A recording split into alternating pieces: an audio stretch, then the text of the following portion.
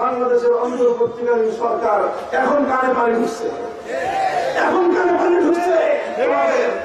আমরা এত বছর ধরে চিৎকার করি, আমাদের কথা তখন ভালো লাগে নাই, এখন সবাইকে ডাকতেছেন, তাও ভালো ভালো। এখন পানি ঢুকছে, তাও ভালো। মরার আগে তো অন্তত একটু সতর্ক হয়েছেন, এটাকে আমরা স্বাগত জানাই। এখন আপনারা চিন্তা করতেছেন কিভাবে পার্শ্ববর্তী এই রাষ্ট্রের আধিপত্য থেকে এই বাংলাদেশটাকে হেফাজত করা যায়। সকলকে ডেকেছেন, ওয়েলকাম, আমরা স্বাগত জানিয়েছি। তবে আপনারা যেটা চান সেটা কোনোদিন হওয়ার নয়।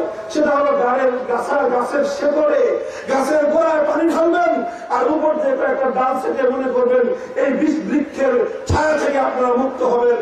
এটা কোশ্চিনকালে হওয়া সম্ভব নয়।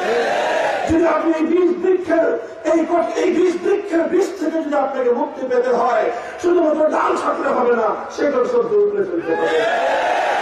আর সেই শেকড় হলো বাংলাদেশে সংবিধানের মধ্যে কোরআন সুন্নাহ বিরোধী আইন এবং নীতিমালা করবার যে ওপেন স্পেস, এটাকে বন্ধ করতে হবে। ভারতের সংবিধান থেকে পাচারকৃত ভারতীয় মাল